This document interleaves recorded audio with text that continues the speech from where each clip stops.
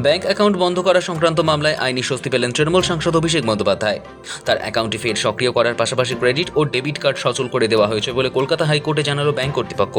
বিষয়টি শোনার পর সোমবারই আনুষ্ঠানিকভাবে মামলাটি নিষ্পত্তি করে ব্যাংক কর্তৃপক্ষকে সতর্ক করল কলকাতা হাইকোর্ট।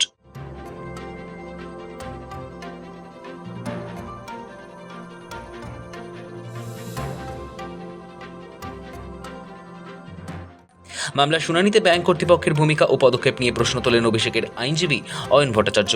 ব্যাংক ও গ্রাহকের টানাপোড়েনের প্রসঙ্গে সওয়াল করেন তিনি বলেন, অভিষেক বন্দ্যোপাধ্যায়ের ছবি দেখতে চাওয়া হচ্ছে, অথচ ছবি তো তোলাই হয়নি।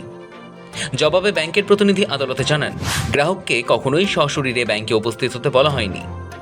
বিষয়টি শোনার পরই ব্যাংকের এই ধরনের আচরণের সমালোচনা করে বিচারপতি মন্তব্য করেন, আপনারা কারোর বিরুদ্ধে কোনো পদক্ষেপ করার আগে উপযুক্ত নোটিশ দিয়ে আগাম জানান। তারপর নির্ধারিত সময়ের মধ্যে কাজ না হলে আইন অনুযায়ী পদক্ষেপ নেওয়া যেতে পারে, কিন্তু এভাবে হুট করে অ্যাকাউন্ট ব্লক করে দেওয়া কোনো সমাধান হতে পারে না। এরপরই রিজার্ভ ব্যাংকের নির্দিষ্ট নির্দেশিকার কথা মনে করিয়ে দিয়ে অভিষেকের আইনজীবী সওয়াল করেন, কেওয়াইসি না হলে নিয়ম অনুযায়ী আংশিক ফ্রিজ করা যেতে পারে, তাও নোটিশ পাঠিয়ে। আরবিআই এর গাইডলাইন মেনে কাজ করা উচিত, সেখানে পুরো অ্যাকাউন্ট ব্লক করা হলো কেন? পাল্টা জবাবে ব্যাংকের তরফ থেকে 2010 সালের গাইডলাইন উল্লেখ করে জানানো হয়, গ্রাহককে উদ্দেশ্য প্রণোদিতভাবে হয়রান করার কোনো ইচ্ছে ব্যাংকের ছিল না, এটি কেবল একটি প্রক্রিয়াগত ও সাময়িক পদক্ষেপ ছিল। দুপক্ষের সওয়াল জবাবের পর আদালতে ব্যাংক কর্তৃপক্ষ লিখিত রিপোর্ট জমা দিয়ে জানায় যে অভিষেকের বন্ধ হয়ে থাকা ক্রেডিট কার্ড, ডেবিট কার্ড এবং ব্যাংক অ্যাকাউন্ট সম্পূর্ণ ডিফ্রিজ ও সক্রিয় করা হয়েছে।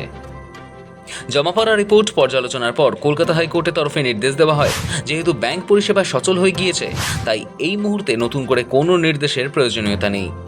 এরপরেই মামলাটি নিষ্পত্তি করে ব্যাংক কর্তৃপক্ষকে সতর্ক করে দেয় কলকাতা হাইকোর্ট।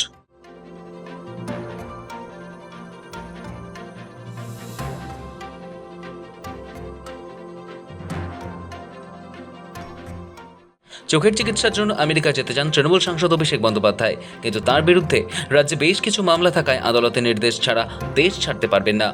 তাই বিদেশ যাত্রার অনুমতি চেয়ে কলকাতা হাইকোর্টের দ্বারস্থ হয়েছিলেন তিনি। 29 জুলাই আমেরিকা যাওয়ার কথা ছিল, কিন্তু 20 জুলাই কলকাতা হাইকোর্টের বিচারপতি সৌগত ভট্টাচার্যের বেঞ্চে মামলার শুনানিতে এই বিদেশ যাত্রা নিয়ে স্পষ্ট আপত্তি করা হয়। আদালত প্রশ্ন তোলে, বিদেশে গিয়েই কেন চোখের চিকিৎসা করতে হবে? কলকাতায় চোখের চিকিৎসার জন্য একাধিক হাসপাতাল রয়েছে, এসএসকেএম হাসপাতালেই তিনি চোখের চিকিৎসা করাতে পারেন। প্রয়োজনে এসএসকেএম হাসপাতালে অভিষেক বন্দ্যোপাধ্যায় চিকিৎসার জন্য মেডিকেল বোর্ড গঠন করার নির্দেশ দেবে বলেও জানান বিচারপতি। এই রায়কে চ্যালেঞ্জ করে সুপ্রিম কোর্টে যান অভিষেক। সুপ্রিম কোর্টের নির্দেশে মামলা ফেরত যায় হাইকোর্টে। আদালত আর্জি খারিজ করে এসএসকেএম এ চিকিৎসা করার নির্দেশ দেয়। পাল্টা ফের সুপ্রিম কোর্টে যান অভিষেক বন্দ্যোপাধ্যায়। শীর্ষ আদালত শর্ত সাপেক্ষে বিদেশ যাত্রার অনুমতি দিয়েছে, তবে এসবের মাঝেই অভিষেকের ব্যক্তিগত ব্যাংক অ্যাকাউন্ট ফ্রিজ করার ঘটনায় ফের হাইকোর্টের দ্বারস্থ হন তিনি। আগের দুটি শুনানিতে কলকাতা হাইকোর্টে চরম ভৎসনার মুখে পড়ে ব্যাংক কর্তৃপক্ষ। শেষমেশ ব্যাংক পরিষেবা সচল হতেই মামলাটির নিষ্পত্তি করে ব্যাংক কর্তৃপক্ষকে সতর্ক করে দিল কলকাতা হাইকোর্ট।